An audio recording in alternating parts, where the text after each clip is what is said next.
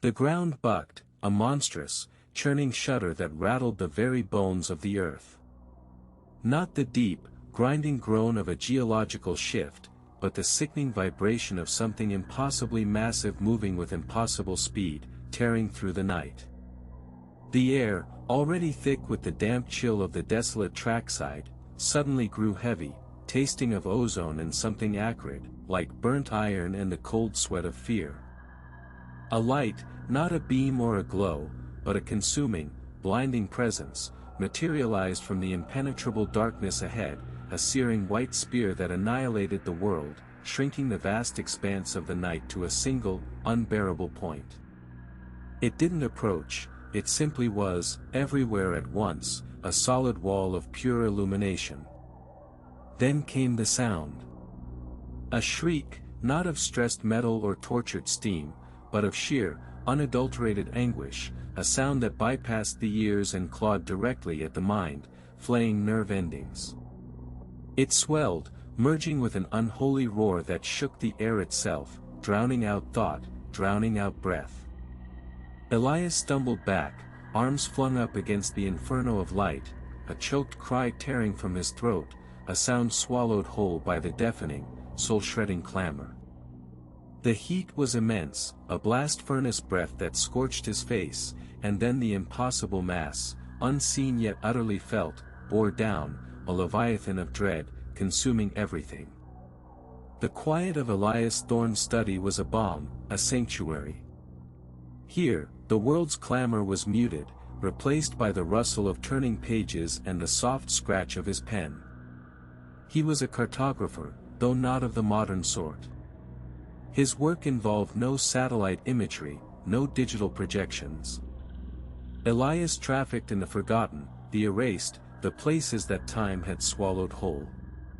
His domain was the faded ink of antiquated atlases, the brittle parchment of surveyors' notes from a century past, the hand-drawn lines on forgotten county maps. His study was a testament to this obsession. Towering shelves groaned under the weight of leather-bound volumes, their spines cracked and their pages yellowed with age. Desks, scarred and ink-stained, were perpetually buried beneath a drift of maps, compasses, protractors, and magnifying glasses. The air, perpetually cool and dry, carried the faint, comforting scent of old paper and dust, a scent that for Elias, was the very breath of memory.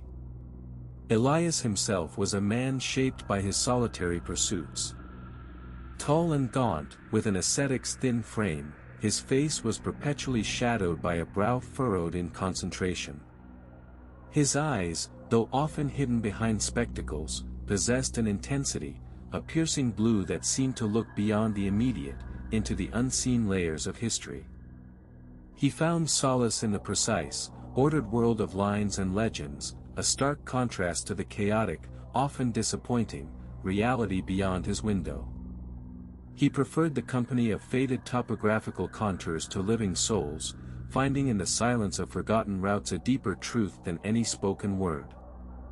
For Elias, a map was not merely a guide, it was a ghost story, a chronicle of lives lived and then lost, of industries born and then abandoned. And it was this fascination that had led him, on a particularly dreary autumn afternoon, to a peculiar discovery. He was meticulously sifting through a collection of obscure railway surveys from the late 1800s, acquired from the estate of a deceased historical society member. Most of the documents were legible, detailing the grand expansion of steel arteries across the developing land. But then he came across a folded, unassuming sheet, tucked within the pages of a forgotten regional gazetteer. It was a crude, hand-drawn sketch, faint and brittle, detailing a proposed spur line.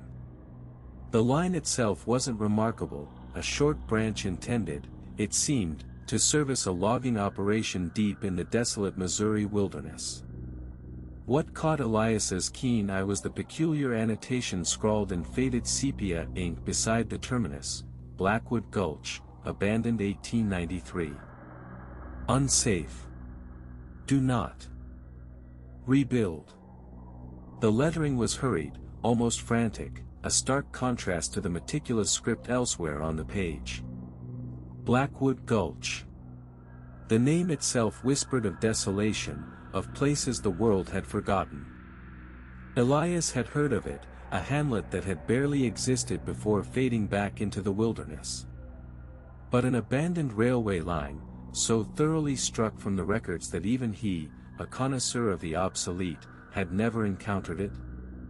And the ominous warning. A cold thrill, familiar and deeply satisfying, traced its way down his spine. Here was a true blank space, a forgotten vein in the land's vast network. The lure was irresistible. The possibility of uncovering a lost piece of history, of walking a path erased by time, pulled at him with an almost physical force. He knew, with the certainty of a man driven by instinct, that he would have to find Blackwood Gulch, and the phantom tracks it held. He did not yet know that some things, once erased, were meant to stay that way. Elias lived within a quiet fortress built of aged timber and countless pages, a sanctuary against the clamor of the modern world. His days unfolded with the measured precision of a well-kept timepiece, each movement deliberate, each hour accounted for. Dawn found him already awake, not roused by the sun, but by an internal clock set to the deep hum of the earth itself. He would descend from his sleeping chamber, the floorboards groaning a familiar protest beneath his weight, into the sprawling expanse of his study. Here, the world was ordered. Maps, unfurled like ancient tapestries, covered every available surface, pinned to corkboards, stacked in meticulous rolls, or laid flat beneath heavy, polished stones. Books, their spines cracked and faded, lined the towering shelves that reached the ceiling, a silent library of forgotten geographies and vanished towns. A single, bare bulb hung suspended above a heavy oak table, casting a pool of yellow light upon his current obsession. The air was thick with the scent of old paper, dust, and a faint metallic tang from the brass instruments scattered across his workspace, compasses, dividers, magnifying glasses resting like watchful eyes. His morning ritual was unwavering. A simple meal, often just dark bread and a cup of strong, black coffee, bitter as memory, consumed standing amidst his charts, his gaze already lost in the intricate lines and annotations. He was not one for casual conversation, nor for the distractions of others. His companions were the ghosts of surveyors past, the faded ink of their endeavors speaking volumes to his discerning eye. He moved with a quiet intensity, his hands, though slender, possessing the strength of a man accustomed to long hours of meticulous work, tracing paths that had long since been swallowed by wilderness. The discovery of the Blackwood Gulch line had ignited a new, insistent flame within him.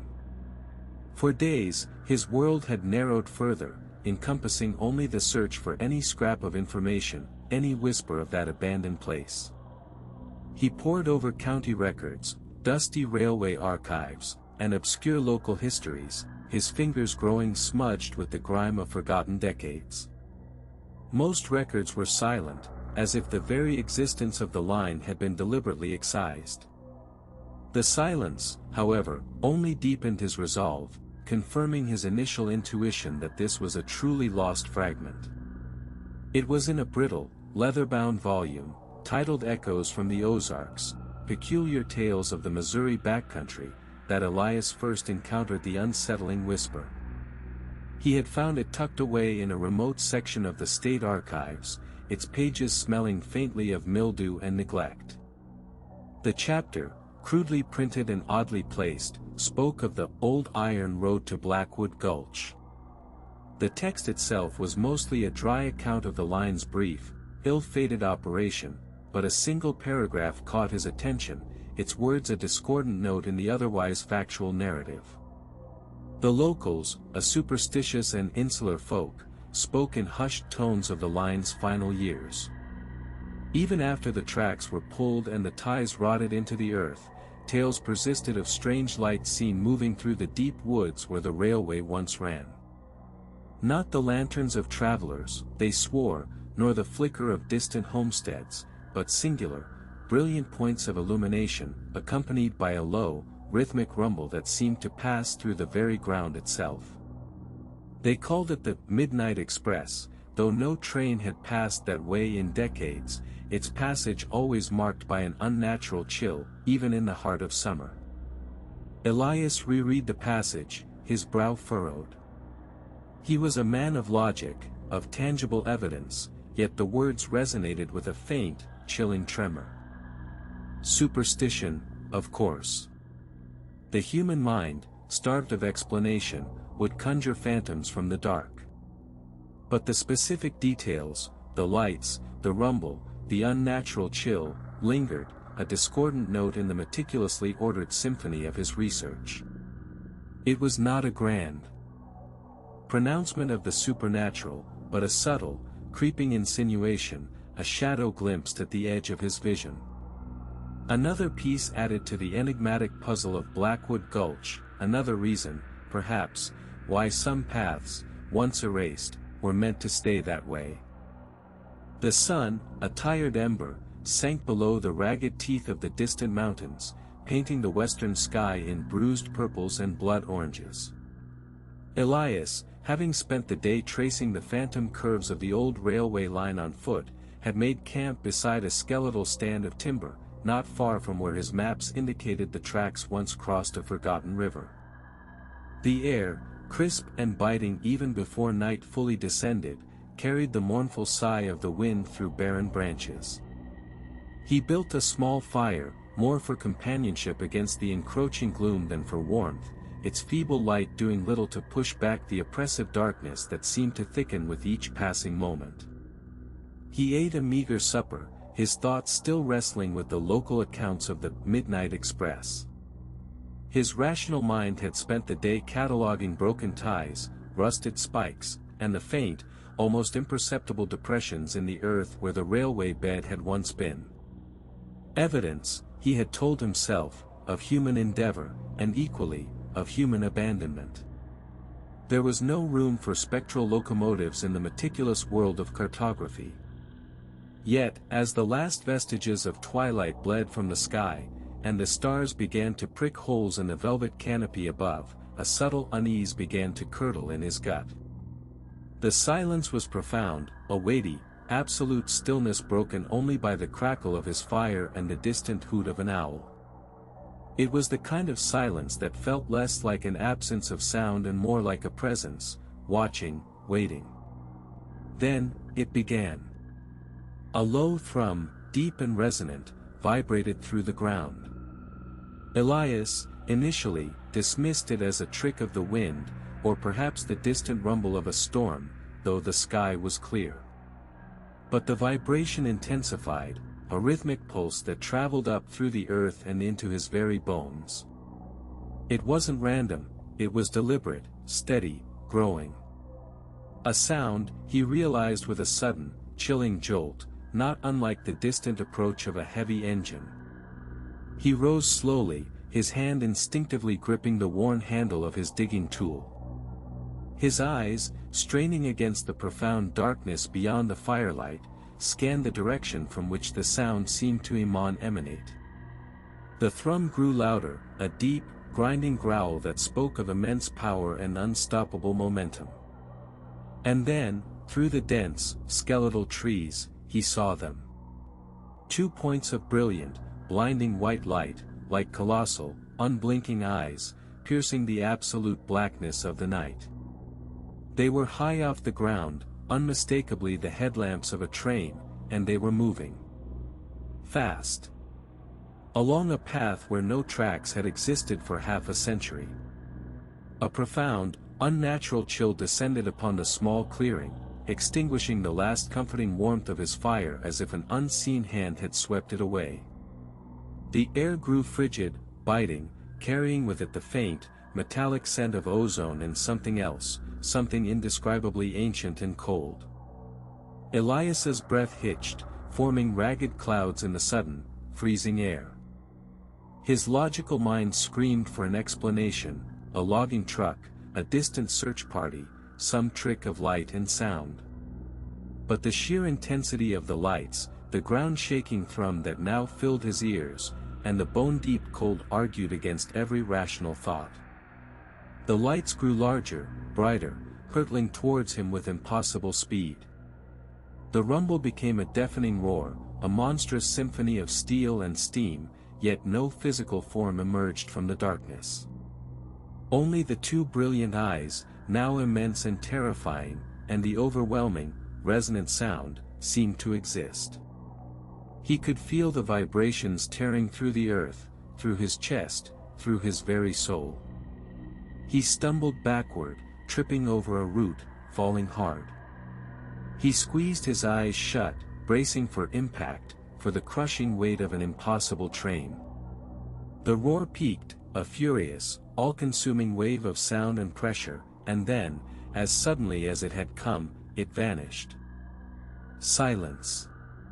Absolute, terrifying silence. Elias lay panting on the cold earth, heart hammering against his ribs, his body trembling uncontrollably. He slowly opened his eyes. The darkness was complete again, save for the dying embers of his fire. The unnatural chill lingered, a ghostly embrace. There was no sound, no light, no lingering thrum. Nothing. Just the profound, oppressive quiet of the desolate woods. He pushed himself up, his limbs stiff with terror. He rushed to the spot where the lights had appeared to pass, shining his lantern over the disturbed earth. There were no marks, no broken branches, no sign of anything having disturbed the ancient ground.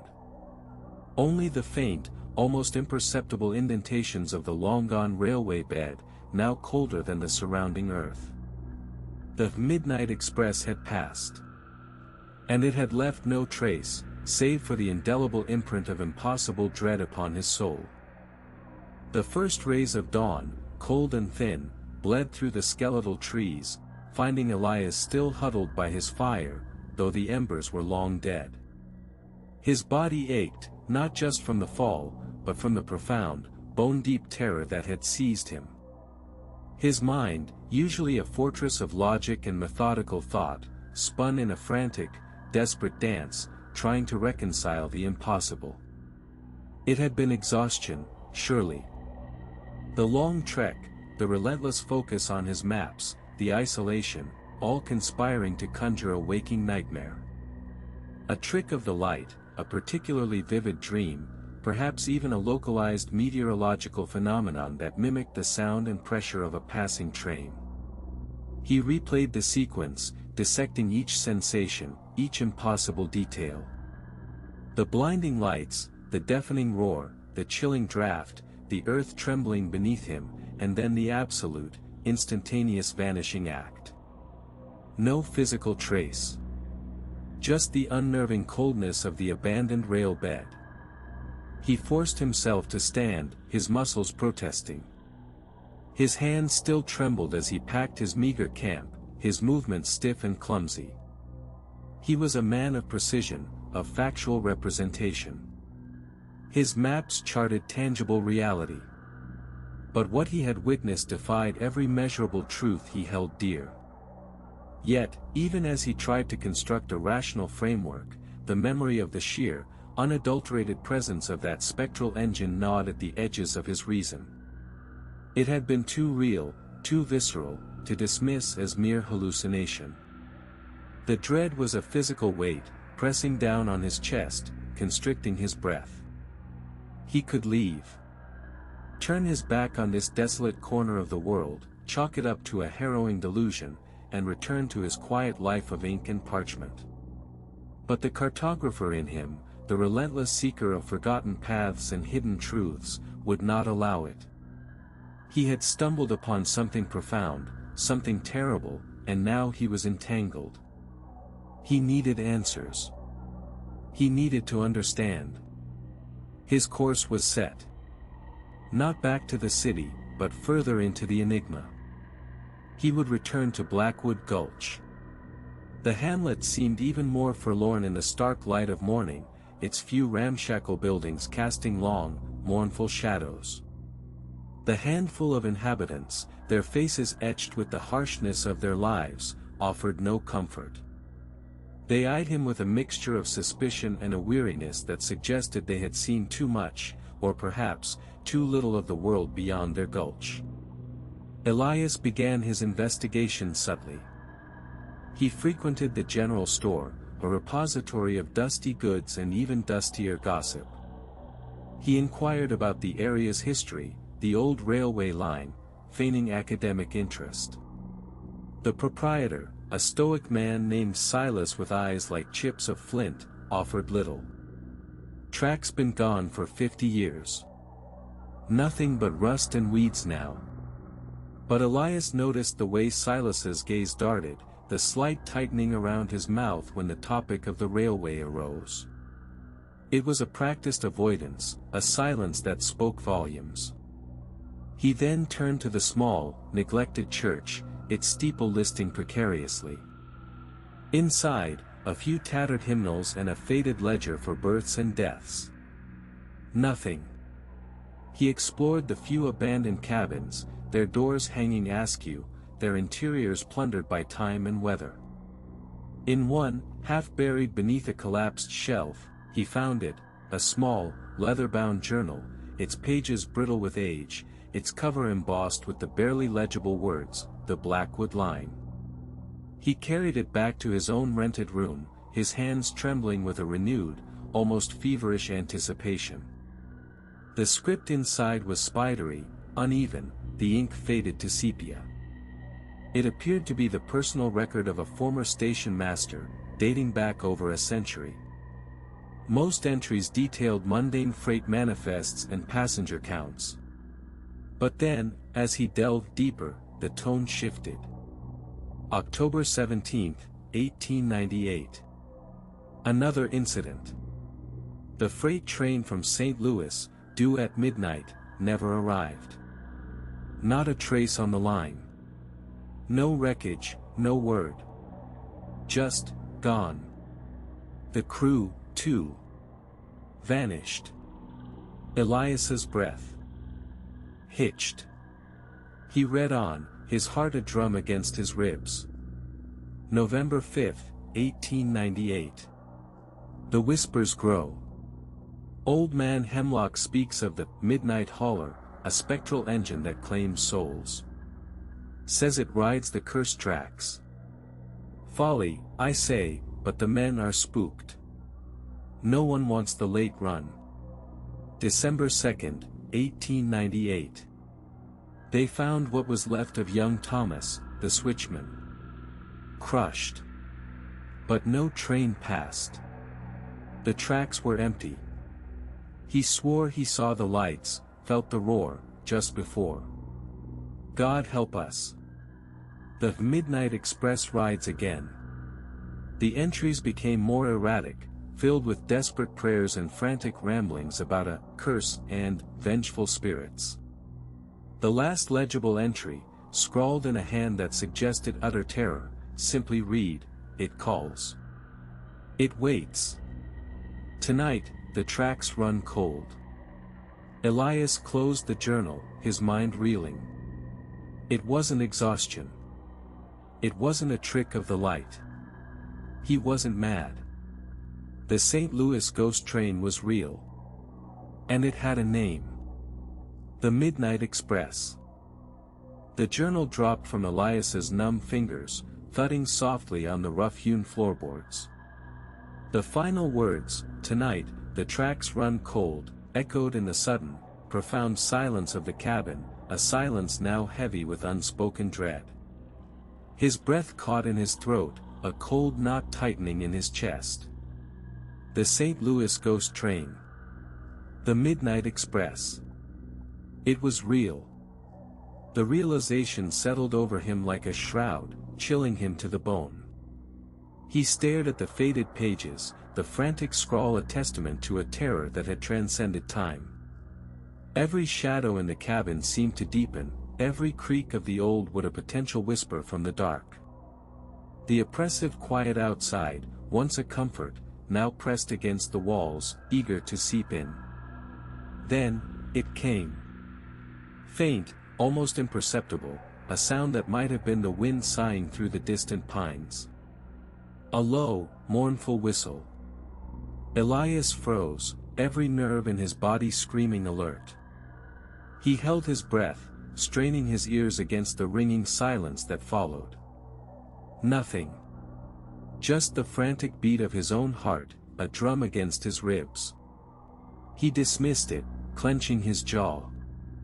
The wind. It had to be the wind.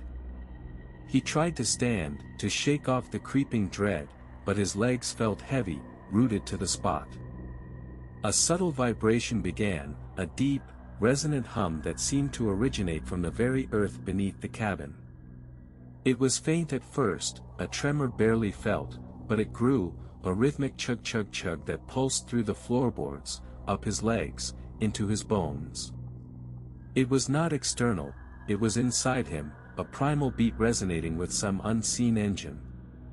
Elias stumbled to the window, peering out into the abyssal night. The darkness beyond the glass was absolute, a velvet curtain drawn over the world. But then, a flicker. A pinprick of light, deep within the tangled wilderness where his maps showed the forgotten tracks. It pulsed, a malevolent eye-opening in the void. Then another, beside it, twin beacons cutting through the gloom. The chug-chug-chug intensified, a thunderous rhythm now, vibrating through the entire cabin, rattling the meager crockery on the shelves. The ground outside vibrated perceptibly, a low growl of power. The lights, distinct and piercing, were growing, splitting the darkness, hurtling towards him with an impossible speed. He could see it now, or rather, sense its colossal presence. A towering, spectral mass, blacker than any night, consuming the light of the stars, rushing along the unseen tracks. The roar became a deafening crescendo, a sound that seemed to tear at the very fabric of existence, a primeval shriek of steel and steam and something far, far older. The whistle shrieked again, a soul-piercing wail that ripped through his ears, through his mind, stripping away all reason, all sanity. An overwhelming, desperate urge seized him, a terrible magnetic pull towards the door. It calls. It waits. The words from the journal screamed in his head. His hand, as if guided by an unseen force, reached out for the cold iron latch. He had to go. He had to meet it. He had to see the Midnight Express. The roar was unbearable, the lights blinding, filling the window, threatening to engulf the small cabin, to crush it, to consume him. He could feel the heat, the phantom rush of wind, the crushing weight of its approach. Then, as suddenly as it had begun, it stopped. The roar vanished. The lights winked out. The vibration ceased. The world plunged back into an absolute, ringing silence. Elias stood trembling, his hand frozen on the latch, staring out at the empty, silent, utterly dark wilderness. Nothing. Not a trace. Just the frantic thumping of his own heart, and the cold, unyielding knowledge that he was no longer merely a cartographer of forgotten places. He was now a marked man. The cabin's sudden silence was a heavier burden than the train's terrifying roar. Elias's hand, still clasped to the cold iron latch, trembled as he slowly drew it back. The air was still, thick with the phantom scent of burnt iron and something else, something cloyingly sweet and metallic, like old blood. He told himself it was exhaustion, the frayed edges of his sanity unraveling in the desolate quiet. Hallucination. A trick of the mind, a cruel echo of the tales he had chased. This cabin, this isolated box in the wilderness, was the source. He had to leave it behind.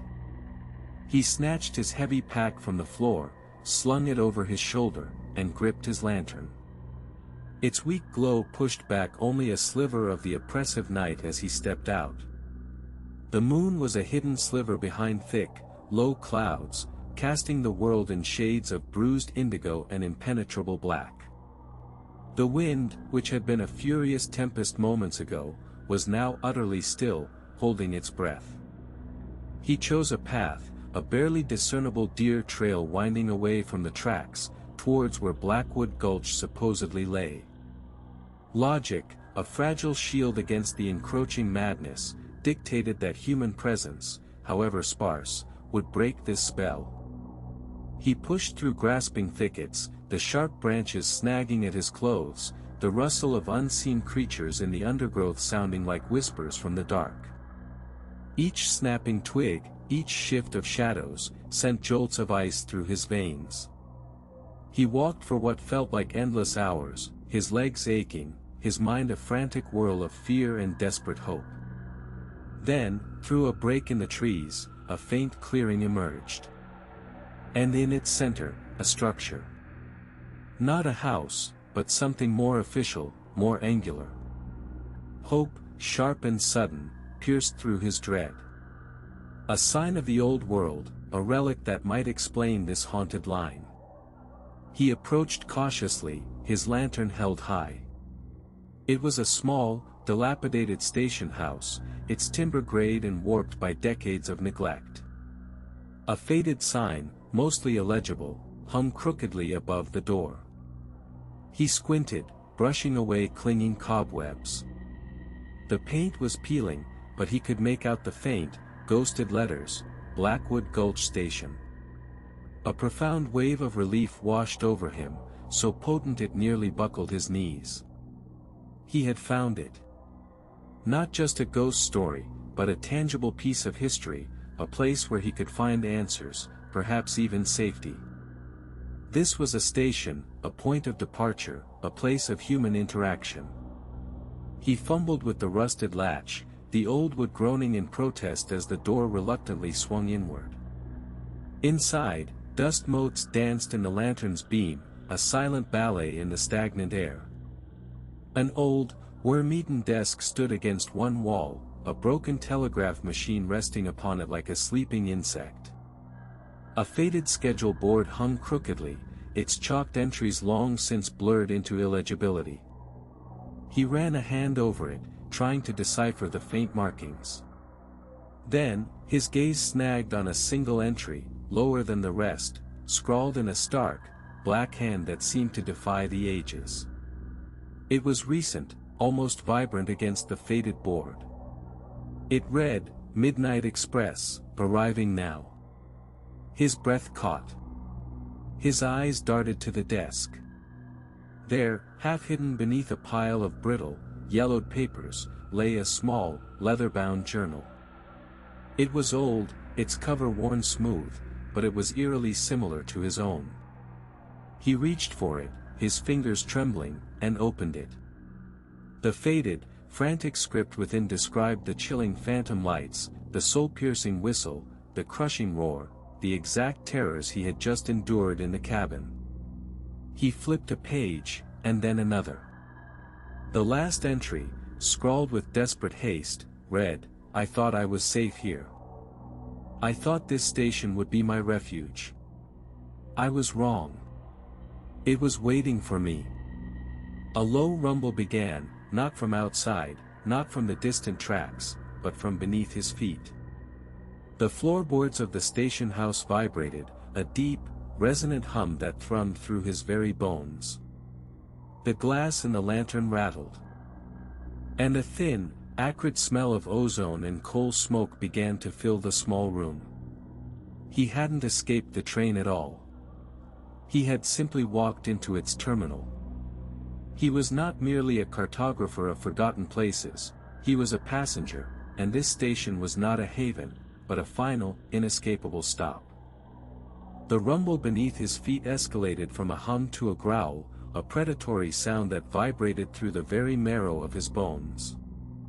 The lantern's glass shivered, then rattled violently, casting frantic, dancing shadows that stretched and shrank like grotesque, reaching claws. The air thickened, not merely with ozone and coal smoke, but with a palpable pressure, as if the very atmosphere of the small room were being compressed. The walls seemed to draw inward, the ceiling to lower, pressing down on him, stealing his breath. He clutched the leather journal, its worn cover suddenly slick with the cold sweat of his palms. His gaze was riveted to the desperate scrawl on the last page. I thought I was safe here. I thought this station would be my refuge. I was wrong. It was waiting for me. This was not just a historical account, it was a prophecy, a mirror held up to his own terrifying present. With trembling fingers, he flipped back through the journal's brittle pages, seeking answers, seeking an escape plan that had never existed for the previous owner. The script, though faded, was still legible, detailing the life of a man named Elias Thorne, a station master who, like the cartographer, had stumbled upon the abandoned tracks near Blackwood Gulch. Thorne had documented the strange phenomena, the distant wail, the impossible lights, the inexplicable cold. But deeper within, past the casual observations and growing dread, lay the true, horrifying genesis. It began with Silas Croft, the engineer. A man of iron will and unwavering dedication, charged with piloting the Blackwood Express on its final, desperate run before the line was to be decommissioned. The year was lost to time, blurred by the passage of decades and the seep of fear, but the details of the calamity remained sharp as shards of broken glass. A storm of unprecedented fury had descended upon the gulch, turning the earth to a treacherous mire, washing out sections of the track. Croft, against all counsel, had pressed on. There was a payload, the journal hinted, of immense importance, something that could not be delayed, something whose value outweighed human lives.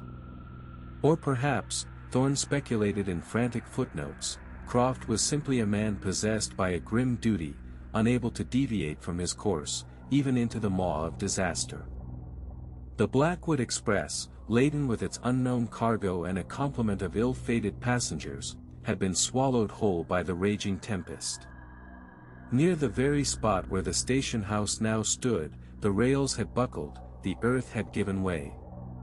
The train had plunged into a ravine that had opened like a hungry mouth, a scream of tortured metal and human terror echoing through the storm-lashed night. No survivors. No wreckage found. The earth itself seemed to have consumed the train, leaving only a scar on the land and a legend in the shadows. But the legend was not merely of a wreck. It was of a curse. The journal spoke of the unfinished journey, the engineer's desperate, undying will to reach his terminal, to deliver his cargo, to complete his final run. His soul, and the souls of those trapped within the mangled carriages, had become inextricably bound to the spectral engine. They were condemned to repeat the journey, forever chasing a station they could never reach, forever plummeting into an abyss they could never escape. They were not ghosts in the conventional sense, they were echoes, reverberations of a moment of ultimate terror, a perpetual nightmare brought to life by the very energy of their despair. The station house shuddered violently. The rumbling was no longer beneath his feet, it was around him, through him, the very structure groaning as if under immense strain. The acrid smell of ozone and burned coal was so thick it burned his nostrils, stinging his eyes.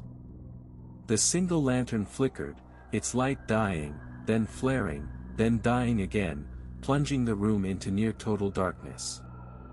He could hear it now, not just feel it, the rhythmic, thunderous thump-thump-thump of colossal pistons, the grinding shriek of metal on metal, the high-pitched, soul-piercing whistle. He was inside the train. Not the real train, not the physical one, but the ghostly one.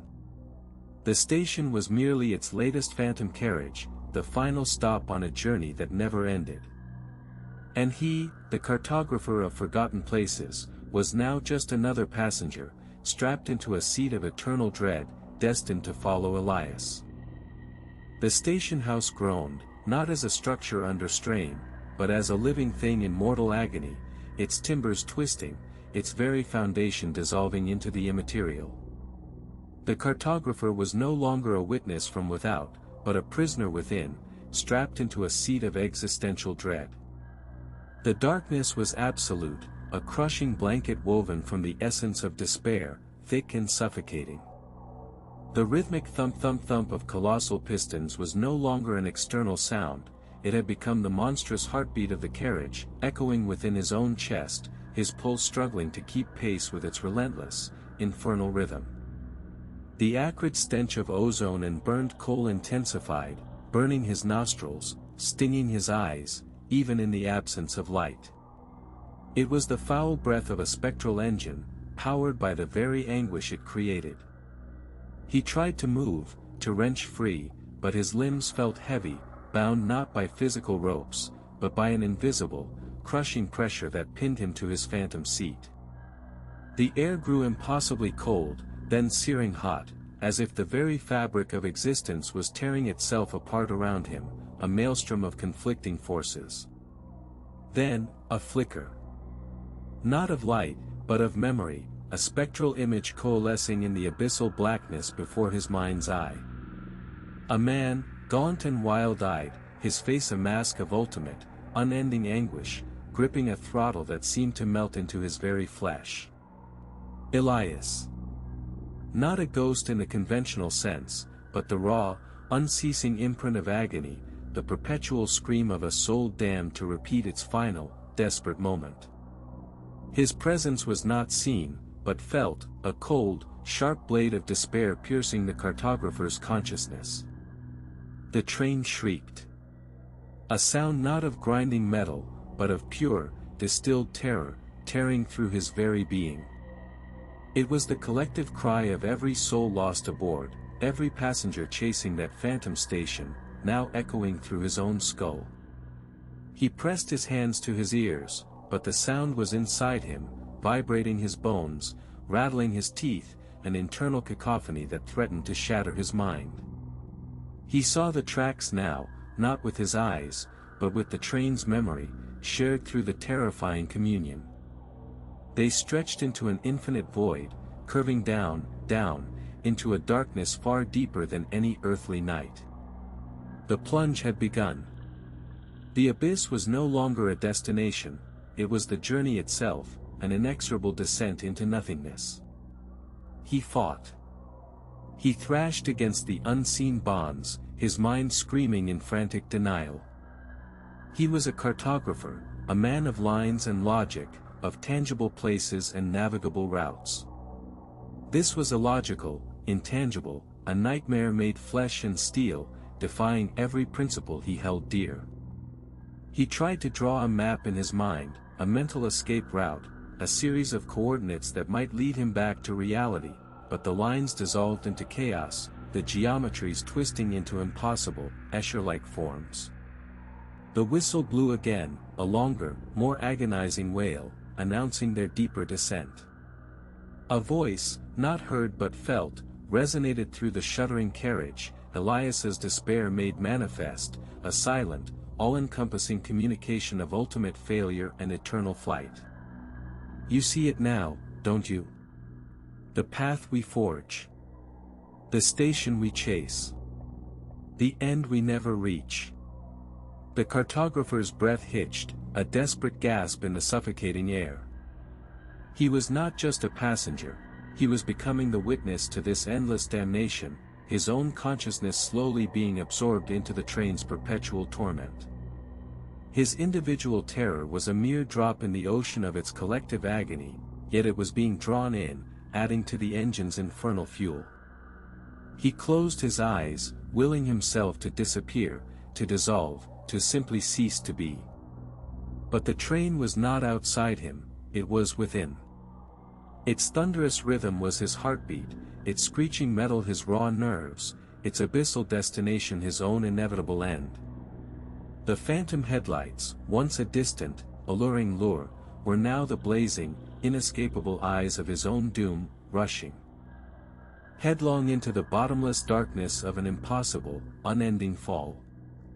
He was no longer charting forgotten places, he was becoming one. The ultimate, forgotten passenger, plummeting forever. The air within the shuddering carriage, if it could still be called air, was no longer breathable.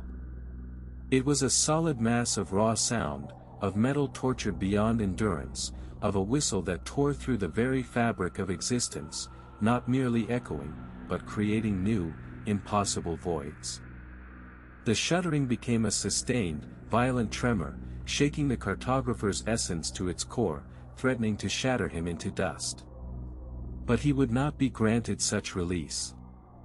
The phantom headlights, once a distant promise of oblivion, then the blazing eyes of his doom, now pulsed with a light that was not light, but pure, concentrated agony. They were not outside the carriage, nor even outside himself, they had become the very lens through which he perceived this unending torment. His vision, his consciousness, his soul, was being stretched thin, pulled taut across the train's furious, unstoppable momentum. He screamed, but no sound escaped. His throat was choked with the dust of forgotten time, his lungs filled with the pressurized despair of 1,000 lost souls. He was no longer Elias's witness, he was becoming the very act of witnessing, an eternal, passive receiver of this infernal journey.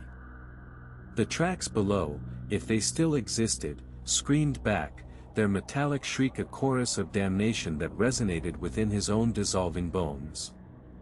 The train surged, not forward, but into itself, folding space and time, collapsing all possibility into a singular, eternal moment of impact. The bottomless darkness wasn't just ahead, it was everywhere, consuming the carriage, consuming the tracks, consuming the very idea of a destination. He felt his individual terror, that mere drop, boil and evaporate, leaving behind only the cold, hard, unfeeling force of the train's collective agony. He was not adding to its fuel, he was becoming the combustion itself. And then, the impossible. A sudden, violent jolt, not of collision, but of realization. He was not on the train. He was the train. His mind fragmented into 1,000 screaming shards of metal, each one a memory, a fear, a hope, now twisted into the shape of a rivet, a wheel, a piston. His heartbeat became the relentless, pounding rhythm of the engine. His raw nerves, the screeching of steel against steel. His abyssal destination, the ceaseless, forward thrust into the void. His eyes, his very capacity for sight, were no longer his own. They were the phantom headlights, blinding, searing, an eternal glare born of ultimate despair. He was the light, burning bright against the impossible darkness, forever searching for a station that would never appear, forever chasing an end that would never be reached. He was the lure, the promise, the terrifying manifestation of endless flight. And with this horrifying apotheosis, this ultimate merging, came a final, wrenching expulsion. Not from the train, for he was it, but from the finite world. He felt himself torn, stretched, until the last vestiges of his individual form snapped back into a semblance of what it once was, lying crumpled and broken, not on the tracks, but miles away, in the quiet solitude of his study. His body lay inert amongst his scattered research, his meticulous notes, his precious, hand-drawn maps. A wave of profound nausea, cold and cloying, washed over him, threatening to drag him back into the abyssal darkness from which he had just been so violently spewed.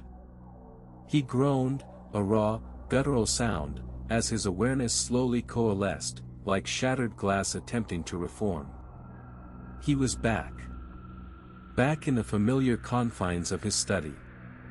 The warm glow of the gas lamp, casting long, dancing shadows, the comforting scent of old paper and dust, the quiet hum of his own blood in his ears.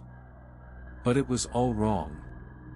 The silence, once a solace, now pressed in on him, heavy and suffocating. It felt like the hush before a terrible impact, a breath held too long. A tremor ran through him, not of fear, but of something deeper, more intrinsic. It felt like a low, resonant thrum, a vibration that began in the floorboards beneath him and ascended into his very bones, settling deep within his skull. It was a rhythmic pulse, a steady, relentless beat that mirrored a colossal engine, laboring under an unseen, impossible weight. The faint, acrid scent of ozone and burning oil, a smell that had clung to him during his nightmare journey, now permeated the air, thick and metallic, as if his study itself had become a vast, enclosed machine. He pushed himself up, his limbs stiff, heavy, as though wrought from iron. Each movement was a ponderous effort, accompanied by a faint, metallic groan that seemed to emanate from within his own joints. He stumbled towards the tall, ornate mirror that stood against one wall, his breath catching in his throat. His reflection stared back, gaunt and pale, but it was his eyes that held him captive. They were no longer the soft, weary eyes of a scholar. Instead, a faint, unearthly luminescence pulsed within their depths, a pale, cold glow that waxed and waned with the internal thrumming, like distant headlamps cutting through an eternal fog. He raised a trembling hand, tracing the contour of his brow, feeling the subtle, unbearable heat emanating from behind his own sockets. He turned from the mirror, his gaze falling upon the sprawling cartographic masterpiece that dominated his main worktable. It was the map of Blackwood Gulch and its surrounding desolation, the very map that had led him down this unholy path. His hand, still trembling, reached out to touch the aged parchment. As his fingertips brushed the paper, the lines of the abandoned railway track on the map began to shimmer. Not with reflected light, but with an inner, spectral glow, a terrifying energy that pulsed in unison with the vibration in his bones. He watched, horrified, as the meticulously drawn lines of the old rail bed began to extend, not across the paper, but beyond it.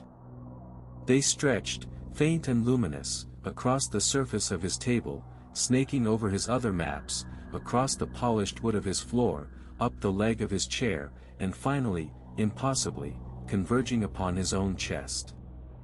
A profound, chilling realization dawned upon him, colder than any winter night. He had not escaped. He had not merely observed. He had become a part of it. The expulsion was not freedom, but a relocation. The ghost train was not just a phantom confined to forgotten tracks, it was a contagion, a curse, a living legend that consumed those who sought to define it. He, the cartographer, who had devoted his life to charting the forgotten places of the world, had now become the ultimate forgotten place. He was no longer a man. He was the tracks, the engine, the conductor, and the eternal, damned passenger. The phantom headlights, once outside him, were now within him, burning behind his eyes, a perpetual beacon of despair. He was the lure, the promise, the terrifying manifestation of endless flight, now forever trapped within the confines of his own flesh and bone. A low, mournful whistle, a sound that spoke of crushing steel and endless void, emanated from his own throat, a sound he did not make, but that was him. He would ride forever, not across the desolate countryside, but through the labyrinthine corridors of his own mind, his own study, his own cursed existence. The St. Louis ghost train had found its ultimate station, and it was him.